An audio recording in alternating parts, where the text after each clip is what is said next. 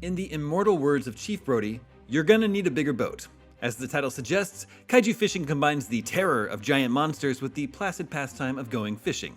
We've seen plenty of both of these elements in games over the years, but rarely do games make them of equal importance, which might be why it's in the running for a Rogue Jam cash prize to the tune of $50,000 in the WTF category. Mutant Entertainment Studios frames this as an action-adventure game where you save the world with fishing instead of combat. Hey, why not? And also, Palomar, Trilene, and Berkeley braid knots, because those are the kinds you use when you're fishing.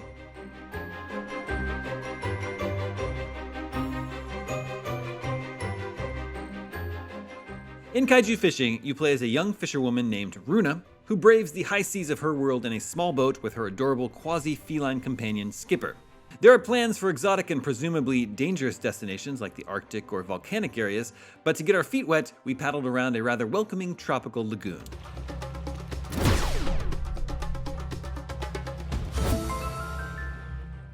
We were first offered a quest by Biff, a grizzled corncob pipe gnawing mariner on a nearby island, who tasked us with catching one of every sea creature in the nearby water. Whimsical specimens with names like Puff Puff and Fulmander. So, we raised the sail on our boat and set off at a quick clip in search of fish, or whatever a Puff Puff is. Schools of fish can be spotted from a distance, so we make our way towards the nearest one, lowering the sail and entering fishing mode when we're within range. If you've played a fishing minigame, Kaiju Fishing's core mechanics, at least for smaller fish, should be familiar. A reticle appears on the surface of the water, which can be used to cast a hook in the vicinity of what you're hoping to catch. From there, it's up to the fish who wants to take the bait. Once you get a proper bite instead of just a nibble, a prompt flashes, and if you're quick enough, you'll set the hook. Here's where Kaiju Fishing goes in another direction, somewhat literally. If you want to catch a fish, you've got to catch it first. The octopod we hooked immediately took off at full speed, with Runa's little boat towed behind in its wake.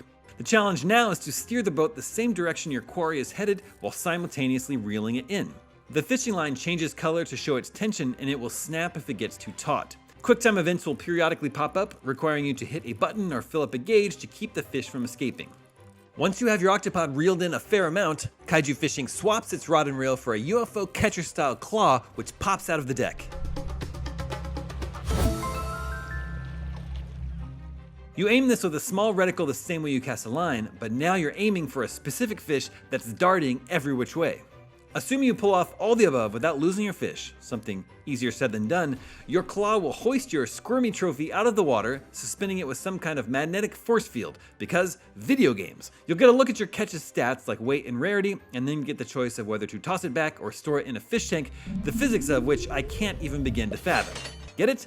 Fathom. Ah, nautical humor. But what about the eponymous kaiju? Well, in our demo experience, we only got a glimpse of one. Some reptilian spines and fins can be spotted moving ominously over the ridge of one of the cliffs lining the area where we splashed around. It's a little disappointing not to experience the game's main selling point, but the basics of what we played show a lot of promise. The fishing mechanics are solid and easy enough to figure out while still offering some challenge, and the visuals are charming and very polished. Right now, our only proper look at Runa and a kaiju are in a trailer Mutant Entertainment Studios cut together. It's clear the team has some kaiju-sized ambitions, and we're eager to see what they can do with more time and potentially a big cash infusion in the form of a Rogue Jam prize. The devs have said they want to include plenty of exploration and even puzzles Runa and Skipper will need to solve in order to unravel the mystery of where all these giant monsters came from and why they've started to tear Runa's world apart. If what's in store isn't just another big fish tale, they've got us hook, line, and sinker.